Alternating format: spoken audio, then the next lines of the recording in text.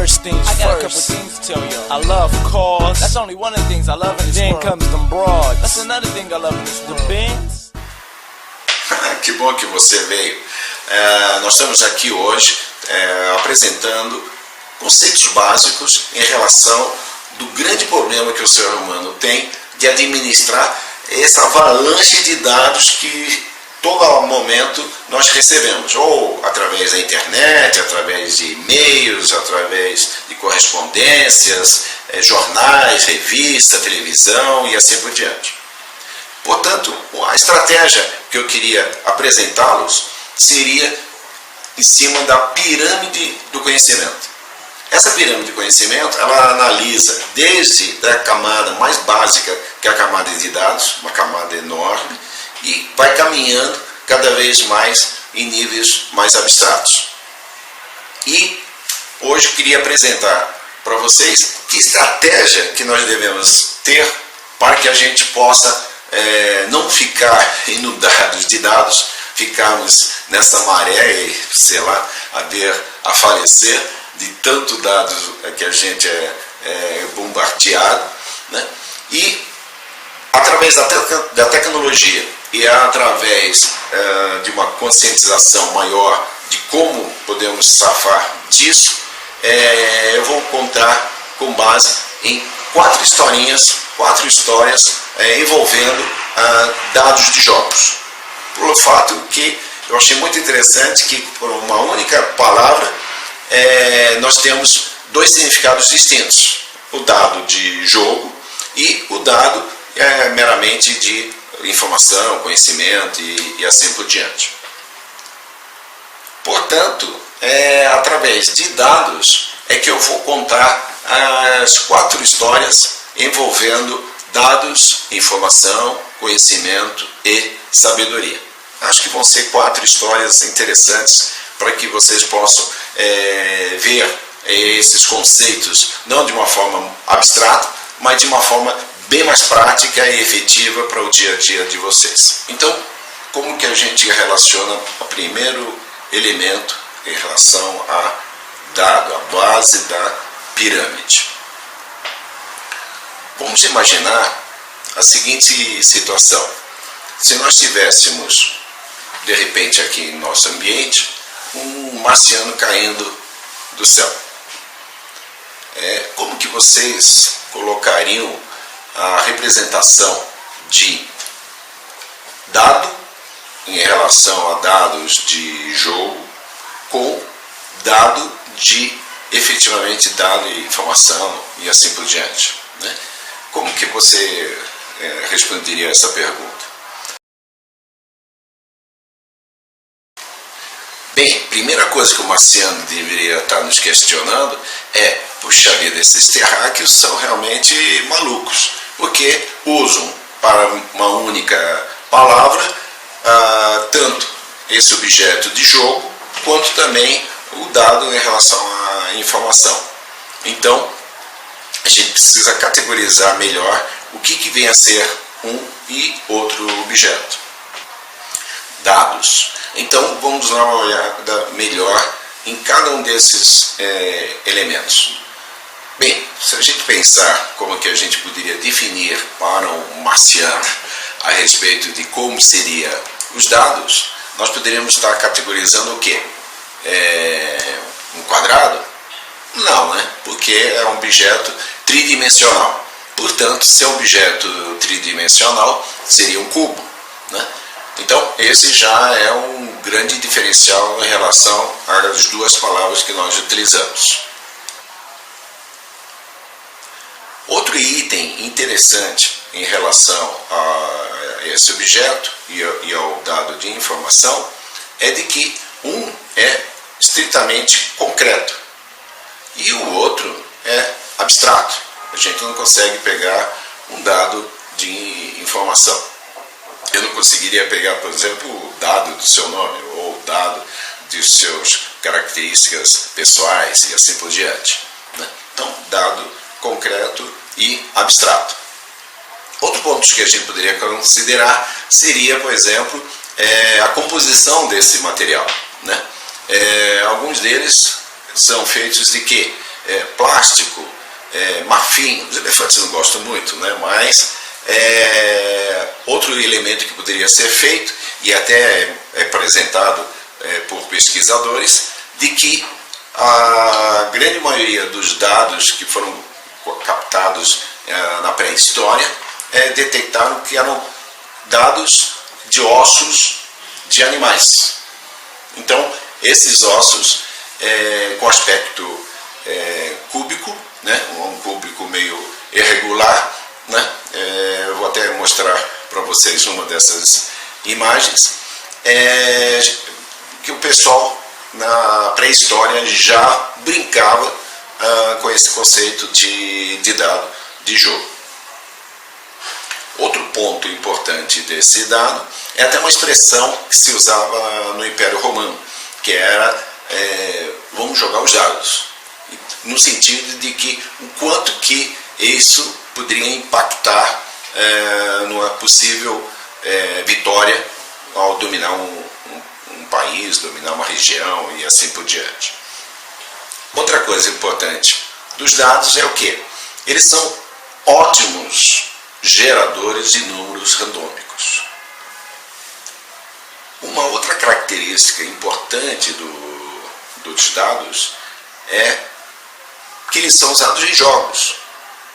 Mas por que são usados em jogos? Esse seria um bom questionamento.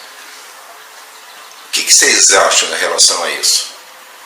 O que a gente pode até afirmar é que um dado ele tem a possibilidade de, por ser um cubo e ter 6 lados, a gente sabe e garante que se o dado não for viciado, ele terá condições de estar apresentando os resultados de 1 até 6 de uma forma que provável. Ou seja, todos os números, não sendo dado viciado, repito, terão resultados de uma forma provável. Todas as possibilidades são de igual para cada um desses resultados, de 1 a 6. Portanto, o que acontece? Nós temos, com essa composição dos vários elementos de um dado, nós temos o quê? Os dados de um dado. Vamos tentar evoluir um pouquinho mais? Vamos ver agora o que as características do dado em relação à informação. Reparem que a gente bem colocou de que um dado é cúbico e apresenta então 6 lados. Eu questiono para vocês o seguinte ponto: por que tem esses pontinhos aqui? Ou seja, existe alguma regra, alguma lógica, algum padrão que determine como que esses pontinhos são colocados no dado? Será que tem alguma forma?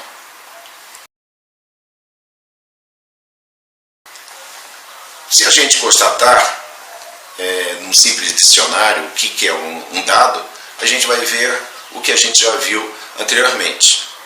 No entanto, se a gente colocar as informações que estão dentro de uma enciclopédia, nós vamos observar a grande característica em relação ao que esses pontinhos são colocados dentro de um dado. Como que é isso? Vamos observar e vamos pensar um pouco. Todos esses pontinhos normalmente são o quê? Material que é extraído. Se a gente consegue tirar desse lado maior quantidade de material, por ter 6 pontinhos, a gente vai observar que esse lado é o lado que é mais desgastado. Então, a melhor forma para que nós não façamos um dado viciado seria o quê? Que esse lado fosse equilibrado com o lado que teria retirado menos material, que seria o número 1. O 4, a gente vai estar percebendo que ele está muito próximo do quê? Do 3. Ou logo, as proximidades deles, a quantidade de material extraído é mais ou menos equilibrado. E aí sobra o quê? 5 e o 2. Qual seria a lógica matemática? a soma dos lados opostos é 7. Então vejam, se eu mostrar para vocês esse dado com o número 5, que número que vocês acham que vai estar do meu lado? Isso, vai estar o número 2. Se a gente estiver mostrando para vocês o número 3, do meu lado vai estar o quê? O número 4. Né? Portanto, a gente tendo essa regrinha, né, que a soma dos lados opostos são 7, a gente só vendo um lado dos dados, a gente consegue deduzir o que vem, o que estará do outro, na outra face, na face oposta. Deixa eu colocar agora para vocês, como eu não vou definir o que é dado, o que é informação, deixa eu colocar 2 cenários para que vocês possam entender um pouco melhor a relação do que é dado e informação, que foram os 2 pontos que nós vimos até agora. Então, olha só, vamos pensar um cenário inicial de uma pessoa que está no shopping e, ao verificar o pagamento, percebe que está sem um cartão de crédito e, ao procurar nos seus pertences, percebe que tem uma última folha de talão de cheque. E aí, ao preencher o talão, pergunta para a balconista: que dia que é hoje? Acabou. Um outro cenário, e olha que é um cenário não tão hipotético ou tão irrealista. Outro dia mesmo vi na revista Veja de que tinha um russo que tinha ficado 10 anos em coma e de repente acordou. E imagine então nesse segundo cenário que quando esse russo despertou, fez a seguinte pergunta: que dia que é hoje? Ou seja, os 2 cenários têm como pergunta final a mesma questão: que dia que é hoje? Pergunta que eu faço: o que vocês perceberam em relação ao cenário 1 e ao cenário 2 e o que seria um dado ou o que é informação? Ou é dado outra informação? Qual que é a análise de vocês em relação a um cenário e ao outro? Pense um pouquinho. Vejam, essa situação, esses 2 cenários que eu coloquei, realmente é polêmico. Mas vou colocar a minha interpretação pessoal em relação a isso. Primeiro cenário, repare, por bem ou por mal, essas características, essa informação de que dia que é hoje, eu poderia estar começando a chegar muito próximo da realidade. O ano, bem ou por mal, eu consigo imaginar que é 2014, sei lá. O mês, puxa vida, estamos começando o mês, o agosto que chegou a passar, então devemos estar em setembro. E que dia? Estamos no começo de setembro, então será dia 1, dia 5, dia 10, né? Mas isso não vem impactar. Uma vez eu estava numa rodinha de bar e um colega nosso que estava também com uma última folha, quando ele estava começando a preencher o cheque, ele se virou para falar com o garçom e o nosso amigo que trabalhava no banco pegou o talão e assinou. Todos nós ficamos: puxa vida, olha o que você fez, último cheque e você sacaneou o nosso amigo. Mas o que ele nos falou? Como ele trabalhava em banco, ele conhecia os critérios. E um dos critérios importantes é o quê? Se o valor do cheque é valor pequeno, esse valor, essa assinatura, esse preenchimento do cheque não é detalhado, não é confirmado se são realmente dados reais ou não. O máximo que se vê é o prazo de validade, que é de 1 ano. Então, conclusão, a assinatura não era vista. Portanto, naquele cenário que nós vimos, se a pessoa, ao preencher o cheque, percebeu que o cheque está com uma data 5, 3 dias para mais ou para menos, não vem dar impacto nenhum. Portanto, para mim é algo, um dado bruto, sem impacto nenhum no cenário que a gente apresentou.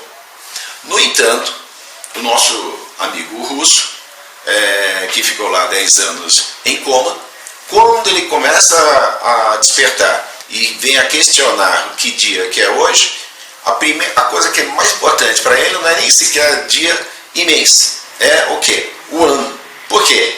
Quando vai se falar que é 2014, aqui ele cai a ficha dizendo que, puxa vida, perdi 10 anos na minha vida.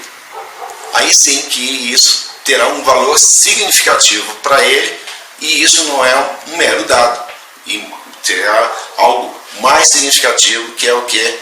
Informação. Bem, já vimos o que é dado, o que é informação.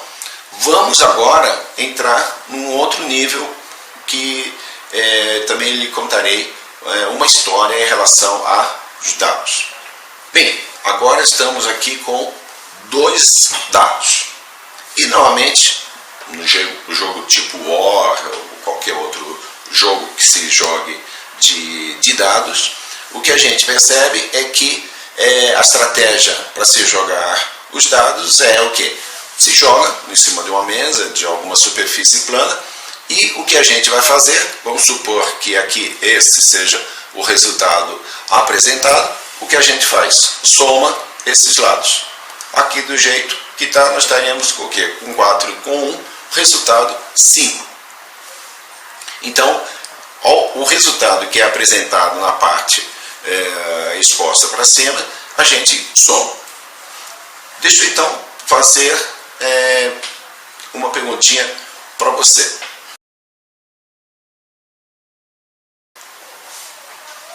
Vamos ver os resultados possíveis que são dados quando a gente joga 2 dados em jogos.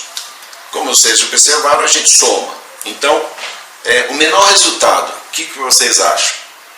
Isso mesmo. Ou seja, se a gente joga um dado com o número 1 e o outro dado apresenta-se com o resultado também 1, a soma dos dois é 2.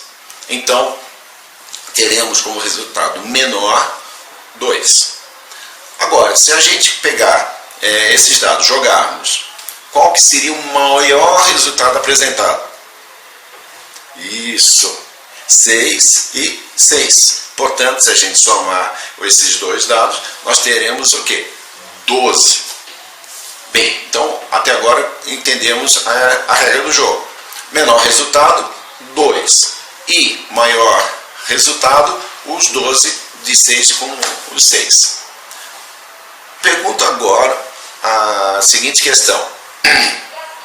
Se a gente tem como possibilidades, ao jogar 2 dados, desde o número 2 até o número 12, né? 2, 3, 4, 10, 11, 12, será que existe alguma estratégia ou alguma faixa desses números que eu tenha mais condições de ganho? Ou será que, já que os dados são aleatórios, isso não teria impacto nenhum? Qual que seria a sua análise? Depois de estar tentando colocar essa questão junto aos meus alunos, a única forma que eu verifiquei que era mais adequada para poder explicar de forma didática foi através dessa matriz que vocês estão agora vendo na tela. Reparem que nós temos na horizontal os números de um dado, de 1 até 6. No entanto, do outro lado, na vertical, vocês têm o resultado do dado 2, vamos chamar assim, e que também tem de 1 a 6. Como nós já vimos, o cruzamento de um dado 1 com o dado 2, quando ele tem o resultado de 1 e 1, teremos o quê? 2. E quando os dados combinam 6 com 6, nós teremos o quê? 12. Então, a soma seria 12. Atentem para essa matriz e vejam que quando a gente vai somando cada um desses dados com tanto a matriz de linha como coluna, nós vamos ter os vários possíveis resultados apresentados. Se atentarmos agora para essa matriz preenchida, perceberemos que tem um número que apresenta-se com maior quantidade. Qual que é? Isso mesmo. Nós temos o que? O número 7 na diagonal sendo apresentado 6 vezes. É o número que aparece mais vezes dentro dessa matriz. E que, jogando-se então o número 7, com essas 36 possibilidades, porque é uma matriz de 6 linhas por 6 colunas, nós observaremos que as chances de ganho nossas serão muito maiores, porque o 7 é o que se apresenta mais. Matematicamente, nós temos o quê? Que o 7, ao se apresentar 6 vezes em 36 possibilidades, nós temos 6 para 36. Se a gente reduzir isso de uma forma significativa, veremos que o número 6 para 36 seria equivalente ao quê? 1 para 6. Dizendo em outras palavras, a cada 6 jogadas, o 7 aparece.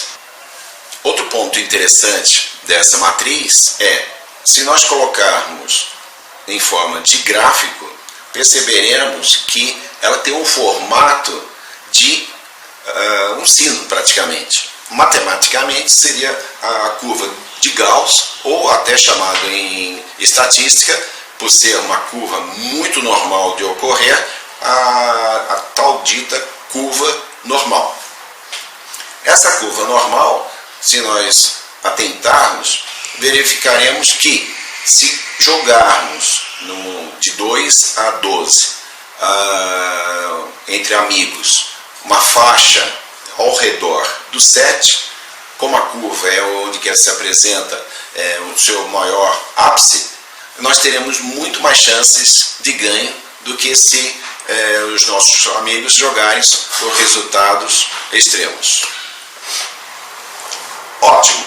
Então vejam que a área de conhecimento, essa terceira camada da pirâmide do conhecimento, ela é extremamente significativa e que, se você agora, com esses dados, informação e conhecimento, você teria muito mais condições de, numa partida de amigos, jogando 2 dados, ter mais chances de sucesso.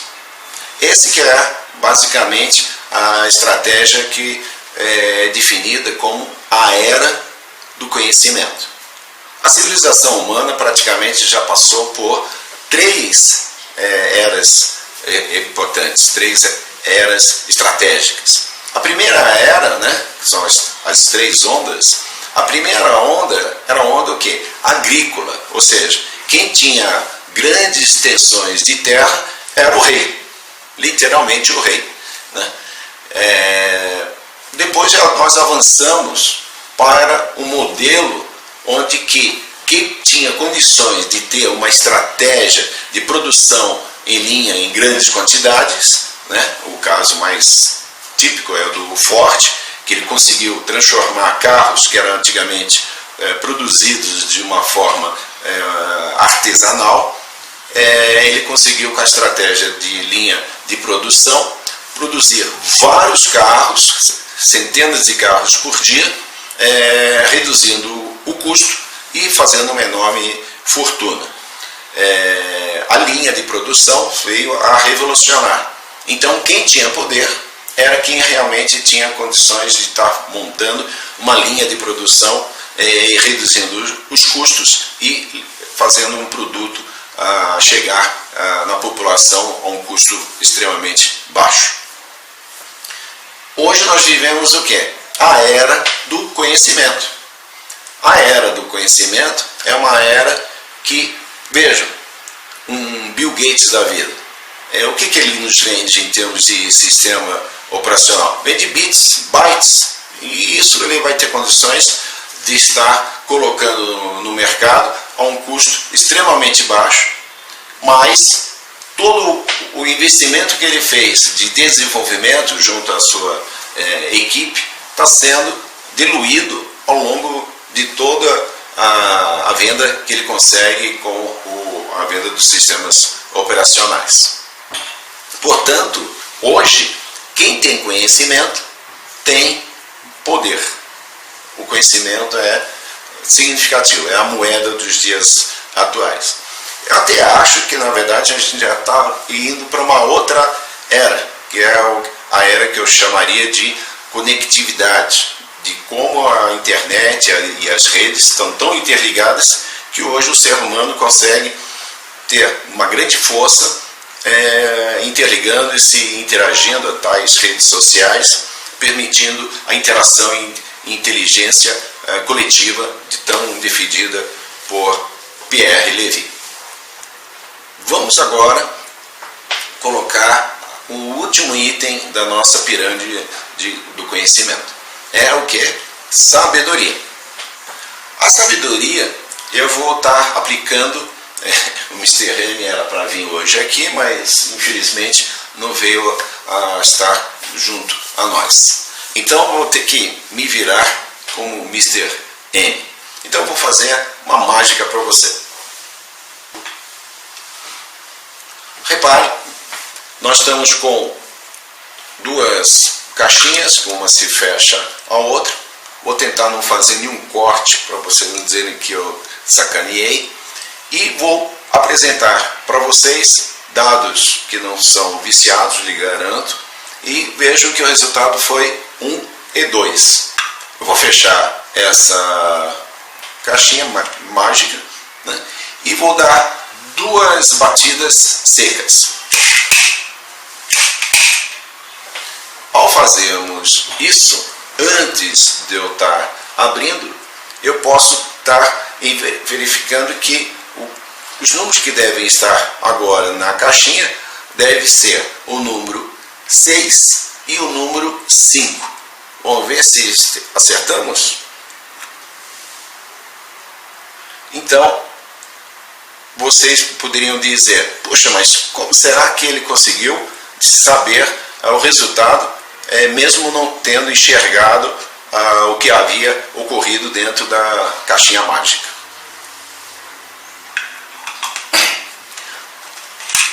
Essa caixinha é uma caixinha bastante peculiar, né? E como todo Mr. M, agora eu vou estar fazendo a sessão de revelação da mágica.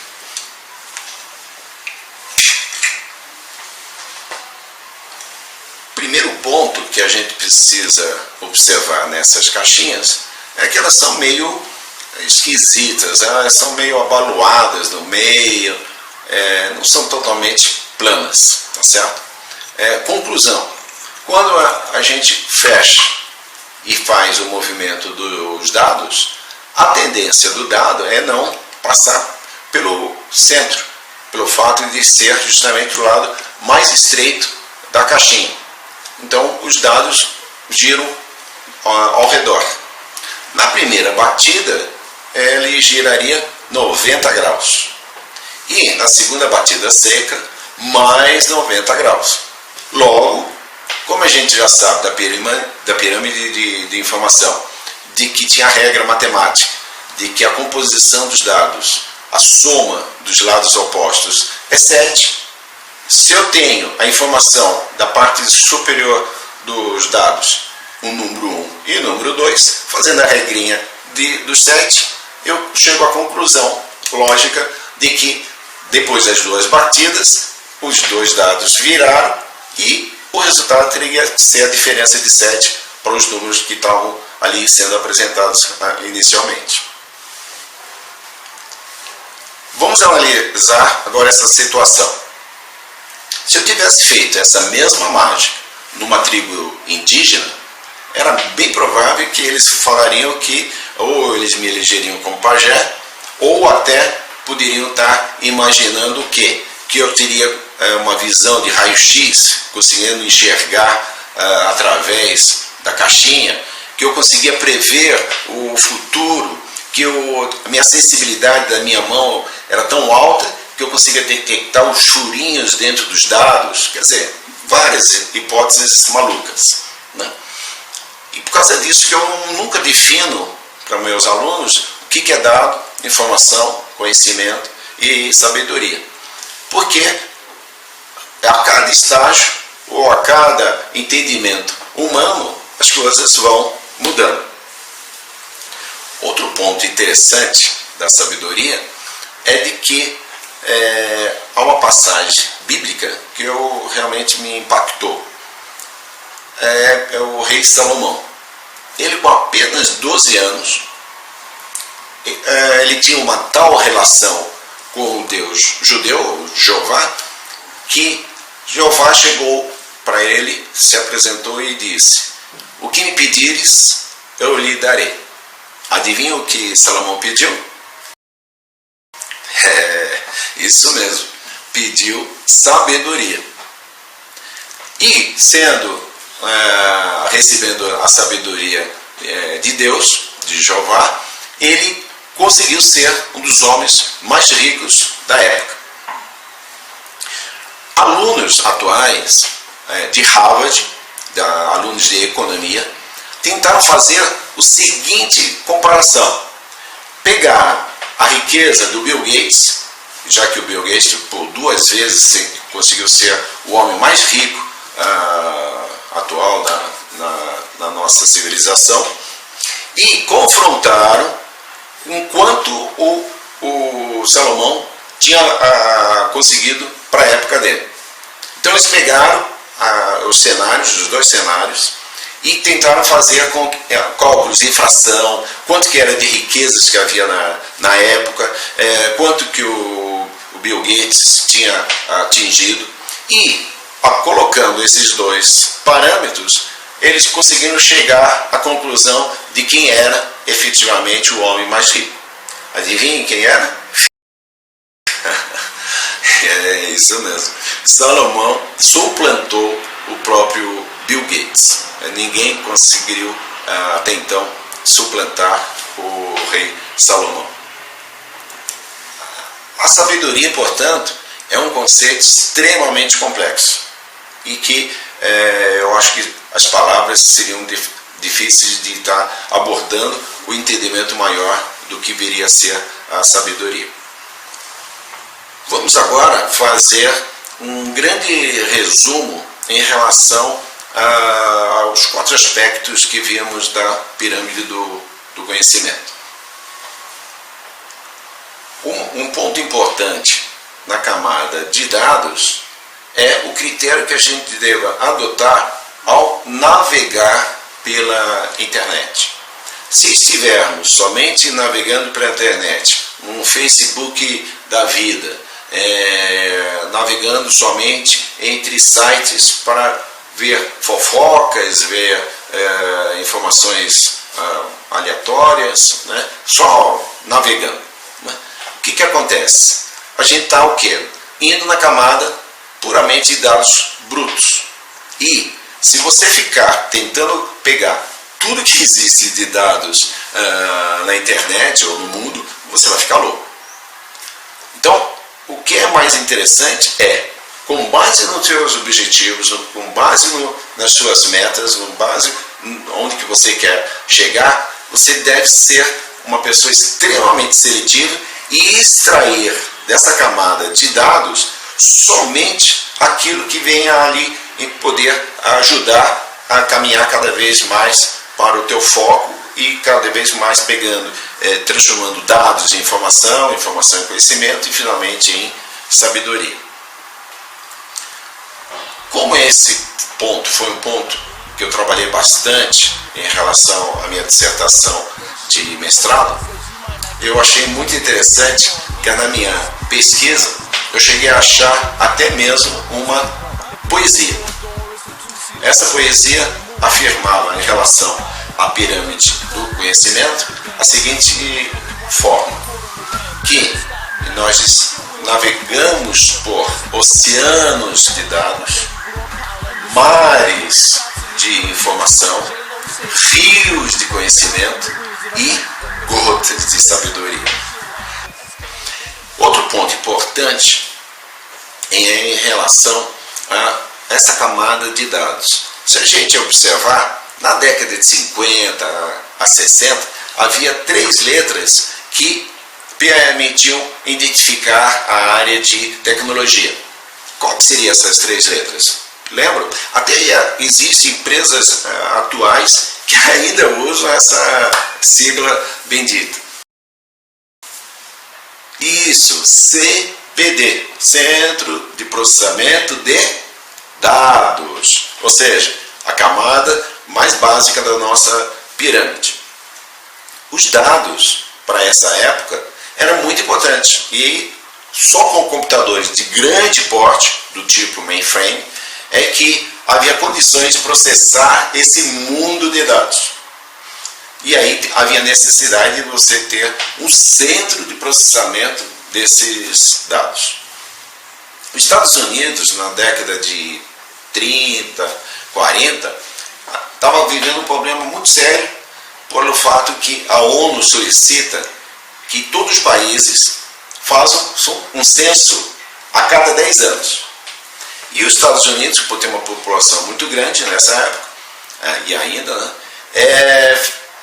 estava com problemas técnicos de desenvolver e calcular e processar esse mundo de dados, pelo fato de que demorava quase 10 anos para processar esse mundo de dados e quando já estava para vencer a outra década, eles ainda estavam processando os dados do passado.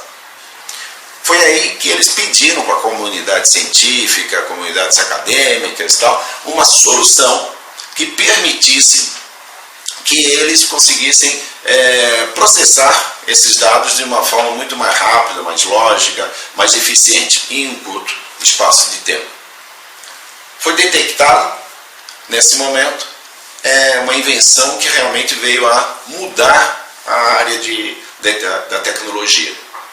Através de teares, a mesma filosofia, o conceito de teares, vão fazer blusas, roupas com desenhinhos e tal, o inventor, chamado Olerite, que ele percebeu que, puxa vida, se para fazer desenhos eles usam uma cartela e perfurada, por que não usar esse mesmo conceito para o mainframe? Foi aí que o Olerite inventou o cartão perfurado. Com o cartão perfurado, veio a revolucionar todo esse mundo de processamento. O que demorava 10 anos, começou a se reduzir para meses. E com o mesmo cartão perfurado, uma vez contida a informação, os dados brutos de uma pessoa da população, aquele mesmo cartão era processado N vezes para contabilizar quantos homens tinha, quantas mulheres, quantos adolescentes, quantas crianças, e contabilizando para o censo americano. Vimos então que na camada de dados o CPD tinha uma importância muito grande. Evoluímos então para um outro grau de denominação da área de informática na camada de informação. Adivinha qual que é? São só 2 letrinhas. Isso, TI, Tecnologia de Informação. Ou seja, as empresas agora estão preocupadas não tanto pelo processamento desses enormes quantidades de dados, né? O Big Data até já se fala hoje em dia, né? O que hoje as empresas estão preocupadas é estar extraindo desses dados informação para tomada de decisão, tão importante no gerenciamento das empresas atuais. Já existem empresas que estão com a preocupação não só de dados e informação, mas também no nível de conhecimento. Há uma área da tecnologia que é chamada de gestão do conhecimento. Essas empresas caracterizam-se pelo fato de estar compartilhando o conhecimento dos seus colaboradores para que se possa tomar de uma forma mais imediata soluções efetivas empresariais. E imagine, se em dados, tínhamos CCPD, em informação, TI, tecnologia da informação, gestão do conhecimento, em sabedoria, ainda não temos uma tecnologia capaz de estar administrando a sabedoria do ser humano. Mas existem tecnologias já disponíveis nos dias atuais que permitem, assim como o caldeirão do Hulk mistura várias bases de dados, existe uma tecnologia chamada Data Warehouse e Data Mine, que junta várias bases de dados dentro, como se fosse um caldeirão, e através de Data Mine, mineração de dados, pega a nata desses dados para a tomada de decisão, ou descobrir nichos de mercado. Eu vou relatar para vocês o caso do Walmart. O Walmart, ele teve comigo dois cases que eu achei bastante interessante. Eu morava pertinho ali do metrô São Judas, igreja São Judas, e no momento de descontração fui no supermercado. Fui lá, fiz minhas comprinhas, enfrentei a fila, e quando cheguei no caixa, a menina do caixa veio me fazer um questionamento. Posso te fazer uma pesquisa? Eu não sou muito adepto a ficar perdendo meu tempo com pesquisas. Mas naquele momento eu estava relaxado, falei, tá, ok. E aí ela me fez o questionamento. Qual é o número do seu CEP? Eu falei, 0, 40, 10, sei lá. E aí ela me respondeu, muito obrigado senhor, pegou minhas compras e começou a passar pelo código de barra. Realmente me deixou numa situação que eu fiquei, nossa, pensei que ela ia me pegar 10, 15 minutos de perguntas chatas, e no entanto ela somente fez uma única pergunta. E aquilo ficou na minha cabeça. Conforme eu fui indo para casa, eu fiquei, caramba, mas incrível, só me pediu o CEP. E se a gente realmente passar para pensar nesse momento, a gente poderá observar que com um único dado bruto, no caso o CEP, o Walmart teria condições de tomar várias decisões estratégicas. Você sabe algumas? Propõe alguma delas? Exemplo. Se vários CEPs estão vindo para comprar no Walmart e naquela região desse CEP não tem nenhum Walmart e está vindo um grande volume de pessoas, adivinha qual vai ser uma nova filial? Ali vai ser um ponto estratégico para estar montando um Walmart de um porte pequeno ou grande. Outro ponto que eu fiquei também pensando é o seguinte, se aquela loja ela está tendo filas muito grandes e o pessoal está achando o preço barato e aí provocando esse volume grande de pessoas. Onde que eu morava, ela ficava muito perto entre o Walmart e o Carrefour. Se eles analisarem pelo meu número do CEP, eles vão ver que a distância era muito parecida, a distância de um para o outro era praticamente iguais, e podem então questionar, puxa, se ele veio lá, não foi lá no Carrefour, e veio em nossas lojas, pode ser que nós estamos com um preço menor, ele veio para pegar alguma pichincha, alguma oferta, alguma promoção, e isso está fazendo com que a nossa loja fique muito congestionada, mau atendimento, qualidade péssima no caixa, aquelas filas enormes, o pessoal fica com uma imagem negativa.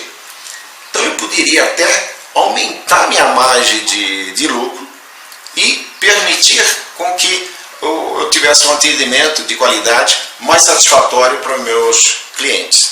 Essa é uma decisão que também poderia ser tomada simplesmente com um único dado bruto do CEP.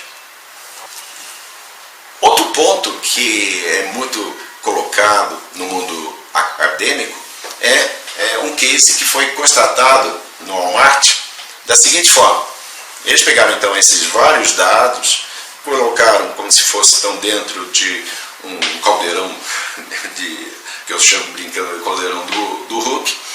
E ao fazer toda essa análise desses dados, constataram a seguinte situação, que toda sexta-feira, depois do expediente comercial, o executivo saía da sua empresa, ia lá no supermercado comprar cerveja e a fralda descartáveis. Cerveja e fralda descartável. O que o pessoal imagina é que o executivo cansado, de sexta-feira, resolve sair mais cedo ou no horário, e aí fala, puxa, hoje é sexta-feira, uma cerveja. Vai lá no supermercado e aí aproveita, liga para a cara metade, a esposa, e pergunta, querido, eu estou aqui no supermercado, você quer alguma coisa, tal, né? Querido, me compra a fralda, que o bebê aqui, coitado, está todo cagado. Então, conclusão, ele chega na sexta-feira, no horário expediente, comprando os dois produtos. Repara, com esse tipo de informação, de que toda sexta-feira o executivo, depois do horário comercial, compra esses dois produtos, que estratégia você adotaria para aumentar o seu faturamento? Esse foi um ponto que o Walmart esteve analisando e verificou que a melhor estratégia era colocar os dois produtos juntos, fazer uma promoção, compre 2 fraldas e ganhe uma cerveja, fazer com que os dois ficassem em lugares estratégicos, na boca do caixa. Não. O que eles decidiram foi o quê? Colocar esses dois produtos o mais distante possível. Sabe como que é homem em supermercado? Ao pegar o carrinho, pegar a cerveja. Mas é sexta-feira, né? Um churrasco, pega bem. Deixa eu pegar uma picanha. Opa, uma Playboy, animal final de semana, deixa eu pegar uma Playboy. Uma cerveja é bom pôr um salgadinho, deixa eu pegar um amendoim. E aí vai. Conclusão. Ao chegar no caixa, ele já estava com o carrinho lotado, tá certo? E o faturamento do Walmart chegou a aumentar até 20%. Somente com essa estratégia de identificar os dois produtos mais consumidos e colocá-los numa forma estratégica na loja. Vocês veem como que o Data Warehouse, o Data Mining, possibilita aumento de ganhos. Outro ponto constatado no momento que você está navegando pela camada de dados, que é a camada maior da nossa pirâmide, foi já verificado que se a pessoa fica só ali no Facebook, fofocando, passando informações de um para o outro e tal, o QI cai. Ou seja, ficar só nessa camada de dados não vem a fazer a pessoa evoluir. E aí que eu digo que há uma grande diferença entre, por exemplo, você navegar pelo Facebook ou ficar navegando por um Wikipedia. Eu sou grande defensor do Wikipedia. Eu mesmo já tive palestras dentro da Wikimedia, que é a fundação que faz a divulgação e responsável pela criação do Wikipedia, e tivemos discutindo vários elementos em relação à Wikipedia. Eu acho a Wikipedia fantástica. Eu mesmo, particularmente, já contribuí dentro do Wikipedia, alterando, implementando, modificando, corrigindo os vários verbetes do Wikipedia. Eu tenho mais de contribuição de mais da ordem de 2.000 a 3.000 contribuições. Uma vez em sala de aula eu fiquei excitado, alterado ao falar, empolgado em falar do Wikipedia. Cheguei a comentar que eu tinha feito uma alteração mais de 1000 vezes. E fiquei com aquilo na cabeça, falei, caramba, será que eu fiz tudo isso mesmo? Ou foi só no calor da discussão eu falei esse número? A primeira coisa que eu fiz foi chegar em casa e verificar o quanto que eu tinha contribuído. E realmente, já na época, eu tinha contribuído mais de 1000 vezes. Mais de 1000 vezes. O Wikipedia, o fato de você estar navegando nos vários níveis, você está vendo um verbete, aquele verbete encaminha você para um outro, que você amplia seu conhecimento, que você vai interagindo um dado com a outra informação. Você vai fazendo o quê? Sinapses.